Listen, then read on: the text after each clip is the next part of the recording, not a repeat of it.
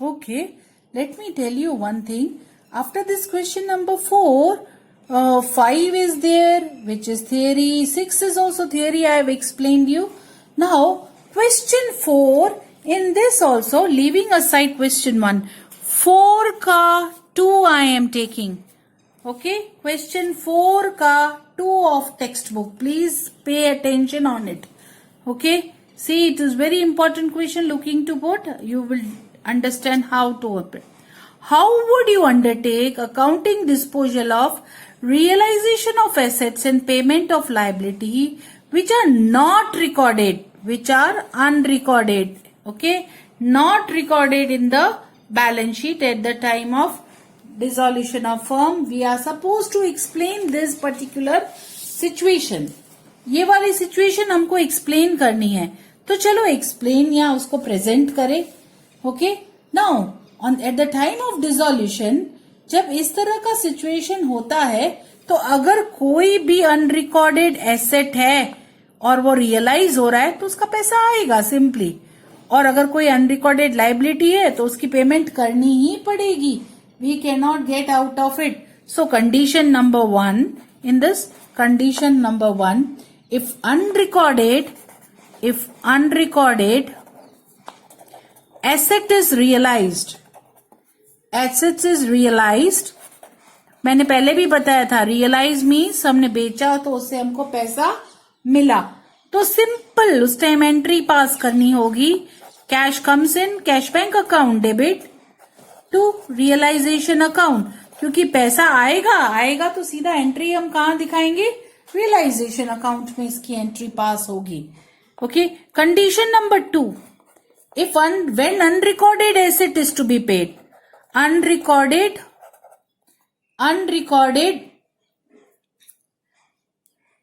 asset is here given to here if unrecorded liability is paid. Okay, if यहाँ पे condition वही disposal और realization assets and payment of liability. अगर liability की payment करनी है तो भी if when unrecorded liability is paid, directly हम अनरिकॉर्डेड लाइबिलिटी पे करेंगे. सिंपल पे करना है तो पेमेंट भी रियलाइजेशन अकाउंट से होगा. एंट्री होगी realization account debit to cash bank account. Okay, when unrecorded liability is paid होगी तो पे करनी ही पड़ेगी. वैल्यू आपको दिया हुआ होगा, in that case it is there. Okay, here entry की बात, आगे की एंट्री की बात करें, व्हेन अनरिकॉर्डेड एसेट सिचुएशन ऐसी भी आती है, is given to a recorded creditor. हमारी लायबिलिटी रिकॉर्डेड क्रेडिटर को हम अगर दे रहे हैं, रिकॉर्डेड थर्ड पार्टी के लिए हमारा अनरिकॉर्डेड एसेट है, तो वहां पे आप और उस केस में for direct unrecorded asset, suppose एक एसेट है हमारा, फर्नीचर है हमारा कितना 10,000 का, लेकिन ये कैसा है अनरिकॉर्डेड, और सामने हमारा क्रेडिटर है 15,000 का. ओके, और ये रिकॉर्डेड है, this one is recorded. Now in the case if our third party is paid directly this through unrecorded asset, then no journal entry is required up to this level. उसको हमने ऐसा, आपको अगर सम में दिया है कि unrecorded asset is given to the creditor and remaining amount is paid to creditor in cash, तो बाकी जितनी remaining amount है ना, रिमेनिंग अमाउंट जितना 5,000, उसी की एंट्री पास होगी, उसकी पेमेंट दिखाएंगे आप realization account debit to cash bank account. But when unrecorded asset is given to creditor directly, in that case journal entry is not required. Okay, only the balance amount which is paid, for that only entry will be passed. ये बात हमने journal entry के time पे भी discuss की है. वापस आज के सिचुएशन, तो सिचुएशन क्या है, when unrecorded asset is given to settle recorded liability or creditor, ये हमने सिचुएशन लिया, in that case no journal entry will be pass for realization or assets amount. Only the journal entry will be passed for what amount? For difference amount paid to the creditor. That also is the concept which you need to understand here in this case also. Now liability की payment की बात clear है, unrecorded asset की settlement की भी बात clear है. वापस से एक बार रिवीजन करते हैं. जब पैसा मिलेगा सीधा एसेट का तो entry cash comes in, cash to realisation. I hope it is very clear. अगर सीधा ही लाइबिलिटी पे कर रहे हैं तो realisation account debit to cash bank account. सीधा any amount will be receive through realisation, paid through realisation. But if unrecorded asset is given for settlement of a liability, तो जितना एसेट दिया उसके लिए कोई जर्नल एंट्री पास करने की जरूरत नहीं होती है. सिर्फ डिफरेंस अमाउंट जितनी पेमेंट हुई उसकी एंट्री पास करेंगे. That is the concept which we have understood right now. Okay, with this question number 2 of 4. Okay, after this we go to next question in sequence of this only. Now we are doing question number 3 of 4. See what question says first. ये question मेन 4 है text book में, उसका 3. Give accounting treatment for goodwill और different circumstances when firm goes for dissolution. Firm dissolve हो रही है तो गुडविल की अलग अलग इफेक्ट्स क्या होंगी. पहली चीज तो हमको पता होना चाहिए, goodwill is which type of asset. सबको पता है by this time. It is which type of asset? It is intangible asset. Intangible assets है तो इसकी ट्रीटमेंट डिसोल्यूशन के टाइम पे अब कैसे करेंगे, that is the point which we are going to understand now right now. First condition number 1 समझना इसको. Condition number 1, when goodwill is shown in balance sheet. Balance sheet हमारी डिसॉल्व हो रही है ना, तभी shown in balance sheet on the date of dissolution. Okay, when it is shown in balance sheet in date of dissolution, then it is like all other assets. Goodwill will be also, it is closed and transferred like asset to which account? To debit side of realization account. Debit side of which account? Debit side of realization account. Not only this much, that will be first like any other asset, it will be closed and transferred to realization account. See, I am showing you here net effect also. अगर हम realization account बनाएं तो जैसे सब जाते हैं asset, ऐसे ये भी जाएगा टू गुडविल. ऐसा करके हम इसको यहाँ क्लोज करके शो करेंगे रियलाइजेशन अकाउंट में. बट इतना ही तो नहीं. If in an information it is given कि इट इज रियलाइज्ड, इसके पैसे मिल रहे हैं, okay, then that is our condition. If goodwill is realised,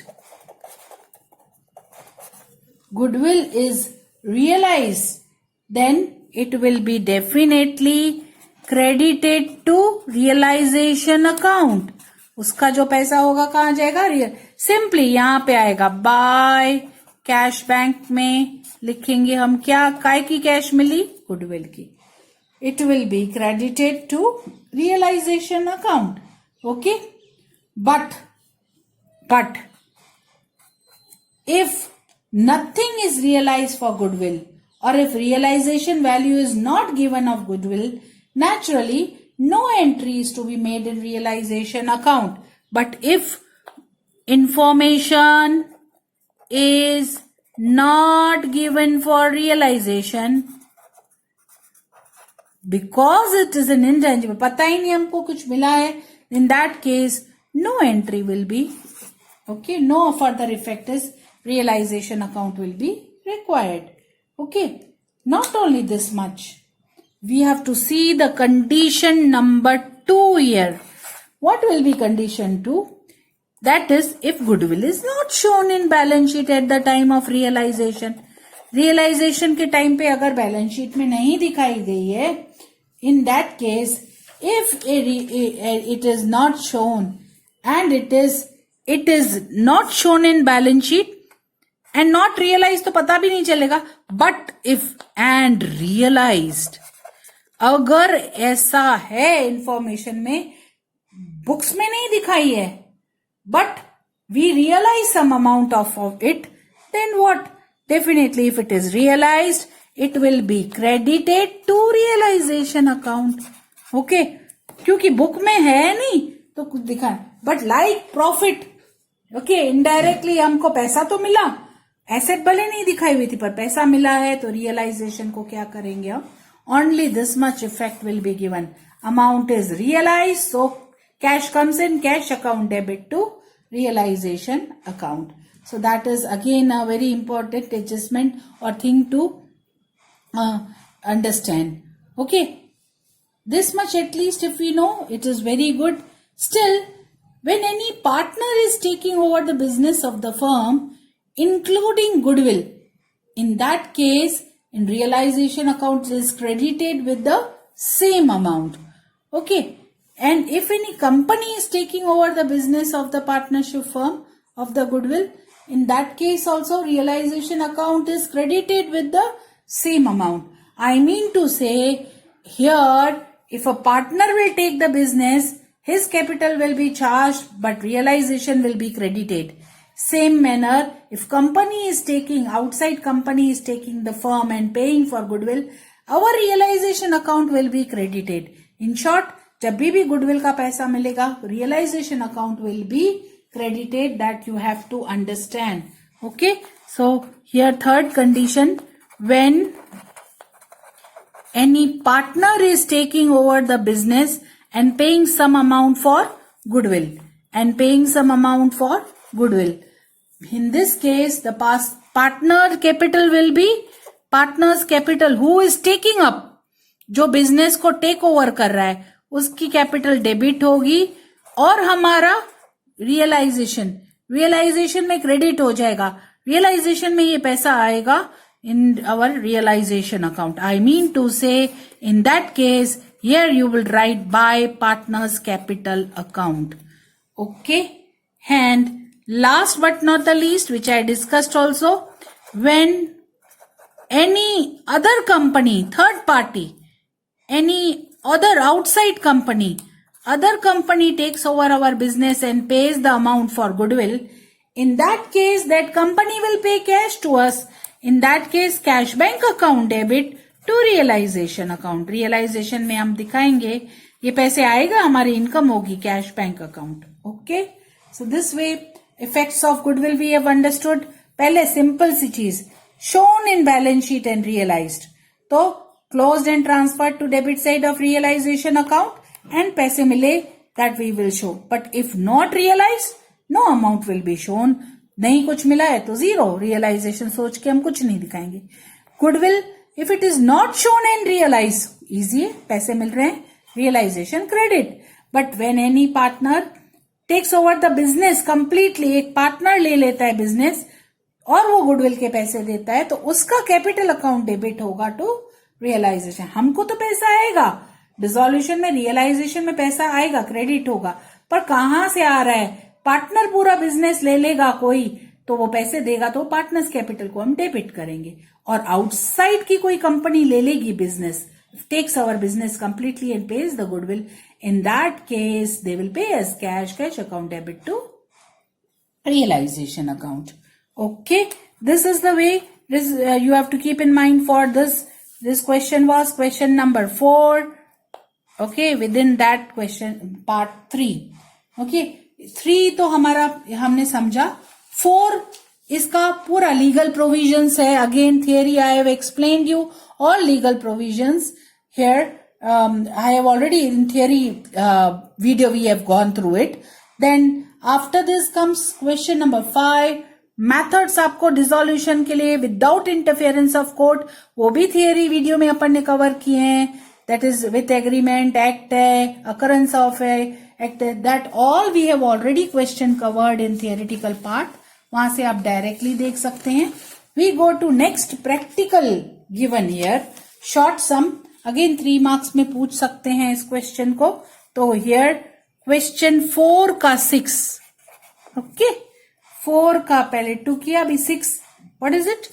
total assets are 1,50,000 of a firm. Okay, a firm of A and B where cash of rupees 10,000 is included. Net assets of the firm are given to you 1 lakh. The ratio of capital and reserve is 4:1.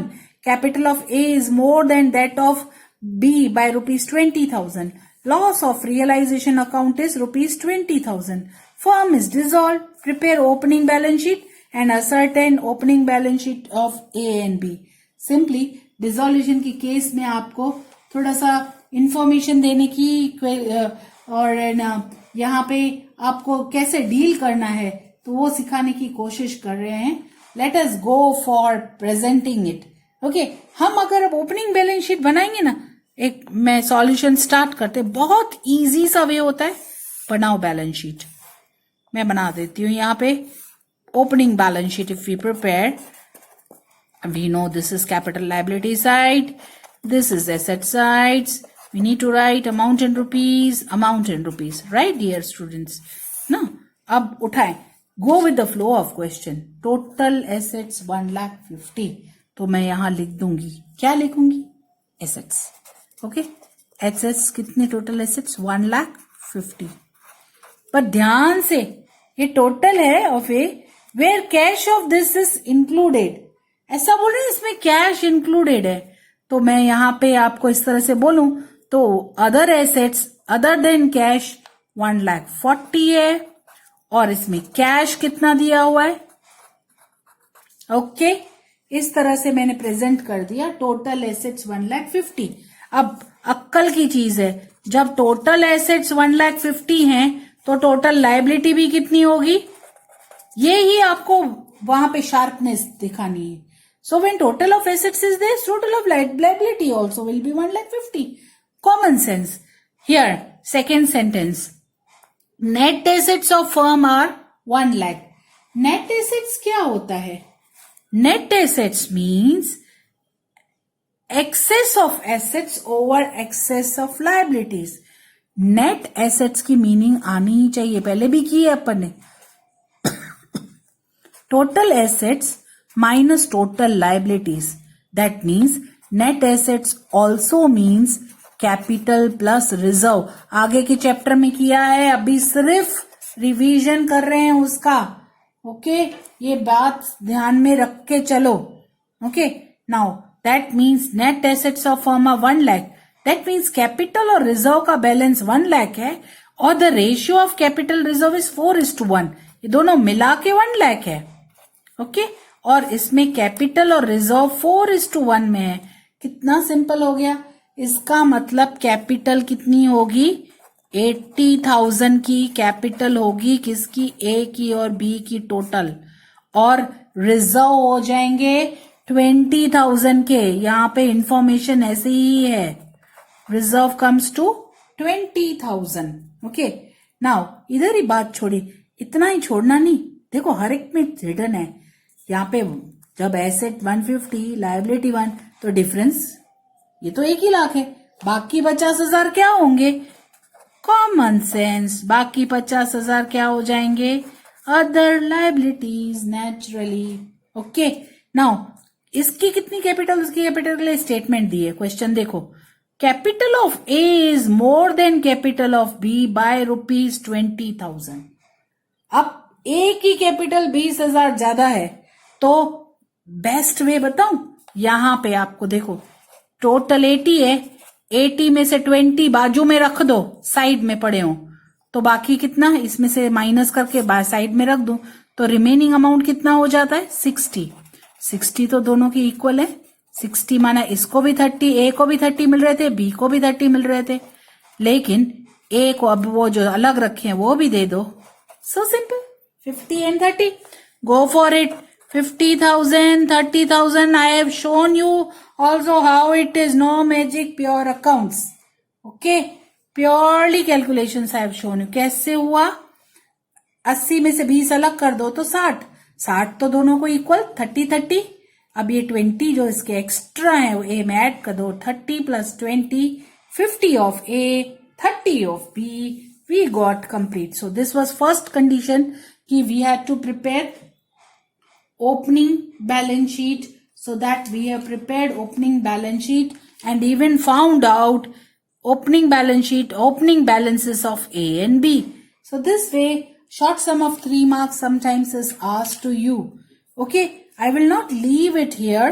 Here one question, here it is given to you that loss of realization is 20 और firm dissolve हो रही है. Now in this connection, we are doing, this was question number 6. Okay, 6 kiya. In this connection we are doing now question number 7. 7, we are supposed to prepare only realization account. Okay, यहाँ पे हमको question में 7 का answer लिख रही हूँ, हमको realisation account बनाना है. मैं आपको सिंपल से इसलिए बना के दिखा रही हूँ so that you have a confidence in moving with it. It is a T shape, same realization account, debit, this side credit, these are particulars, amount in rupees, same here particulars, amount in rupees, इसमें कोई बड़ी चीज नहीं है. Now, whenever realization account is prepared, see that capital will go to capital account, okay?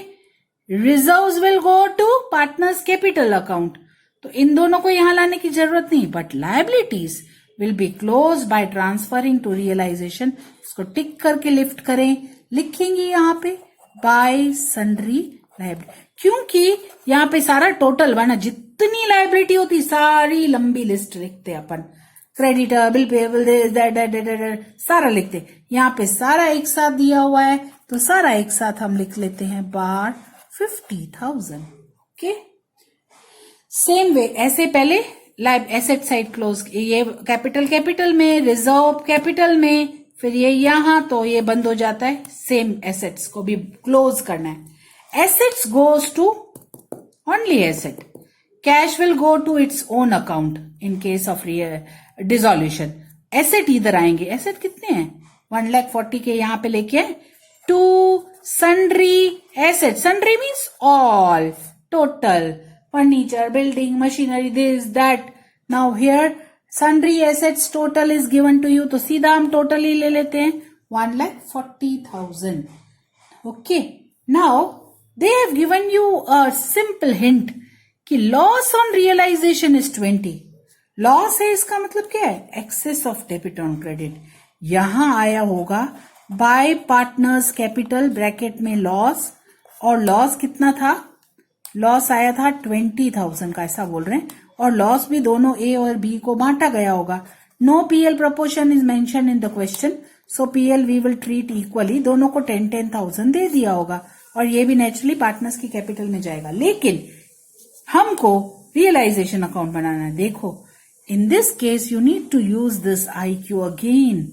In any case if nothing is mention in the question, liabilities will be paid always at what percent? 100%. Step 1, that only I am trying to tell you. Please understand. Liabilities तो हम fully pay करेंगे, तो liabilities को pay करें to cash bank account. पूरी liabilities को हम pay करें यहाँ पे कितना? 50,000. तो liability तो by hook crook कुछ नहीं बोला है, तो भी पूरी देनी है, नहीं तो मारेंगे आके हमको. ऐसा मैं हर बार बच्चों को, I just try to tell you that we have to pay third party in any case.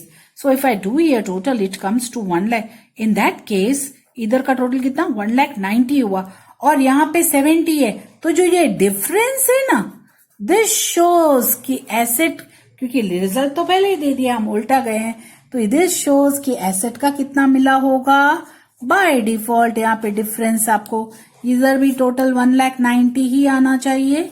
जब यहाँ का टोटल आ गया, इधर लॉस पता है, लाइबिलिटी, डिफरेंस क्या होगा, एसेट्स में से कितने पैसे मिले थे, तो इसके लिए this shows by cash bank account amount realise from assets. Assets में से इसका मतलब एक BC हमको रियलाइज हुआ होगा. इस तरह से हमने this we have prepared what? Indirectly we have prepared realization account. Sometimes a balance sheet is given to you, information is also given to you. सिर्फ आपको 3 marks के लिए इस तरह से ये बनानी भी पड़ सकती है. तो be careful and be very careful for information given in the question. Make use of information, solve the question. Okay. Let's move on to next question.